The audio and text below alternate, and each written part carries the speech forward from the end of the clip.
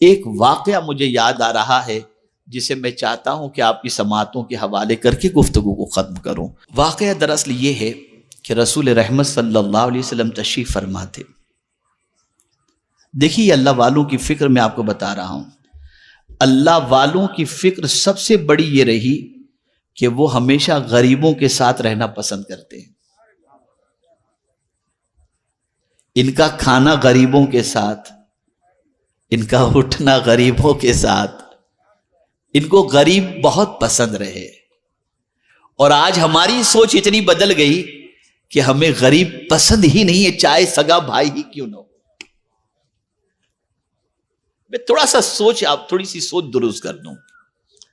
رسول رحمت صلی اللہ علیہ وسلم تشریف فرما تھے، ایک غریب صحابی تشریف لائے، ایک دم غریب۔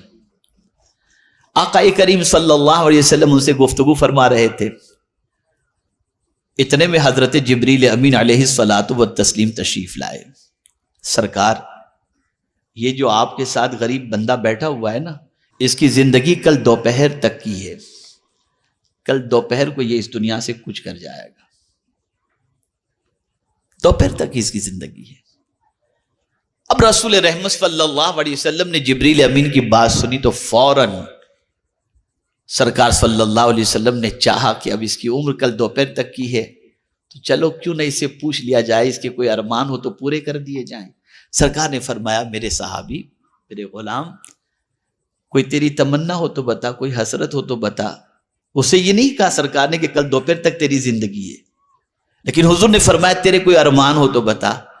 عرض کرتا ہے حضور دو ارمان ہیں، زندگی میں کبھی میٹھا کھایا ہی نہیں تو مجھے میٹھا نصیب ہو جائے، اور لوگوں کو شادی شدہ دیکھتا ہوں تو دل میں ارمان پیدا ہوتے، کاش میری بھی شادی ہو گئی ہوتی، لیکن میں اتنا غریب ہوں، کوئی لڑکی مجھے دے گا نہیں۔ سرکار نے فرمایا فکر نہ کر۔ صحابہ کو بلایا سرکار نے، کسی سے کہا میٹھے کا انتظام کرو۔ ایک صحابی کو بلایا، تیری لڑکی کا رشتہ میں نے ان کے ساتھ کر دیا ہے، تیاری میں لگ جاؤ۔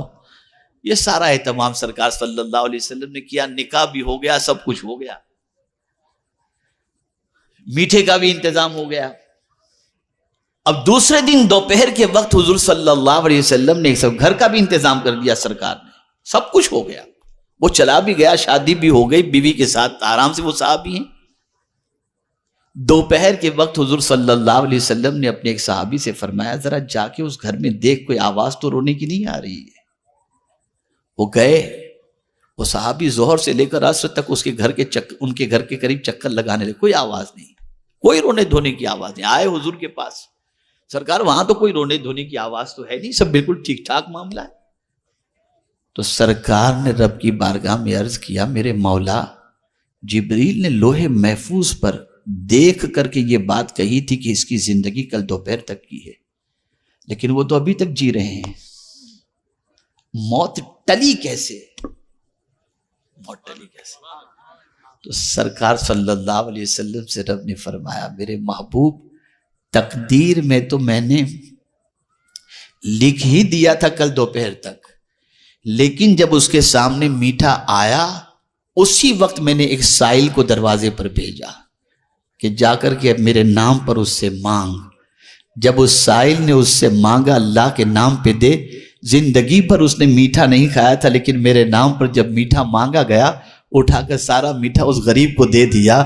تو غریب نے جاتے ہوئے یہ کہا، اللہ تیری جوڑی سلامت رکھے اور ڈھیر سارے تجھے بچے عطا فرمائے، میں نے اس غریب کی دعا کی وجہ سے اس کی موت کو ٹال دیا۔ میرا یہ ایک ایسا اہم موضوع ہے، زندگی رہی تو میں صرف غریبوں کی اہمیت پر آپ کو بتاؤں گا، اس لیے کہ ہماری سوچ پوری الٹی ہو گئی۔ نہ غریب کے ساتھ بیٹھنا اچھا لگتا ہے، نہ غریب کے ساتھ ملنا اچھا لگتا ہے، نہ غریب کے ساتھ کھانا اچھا لگتا ہے، نہ غریب کے ساتھ مصافحہ اچھا لگتا ہے، نہ غریب کی دعوت اچھی لگتی ہے۔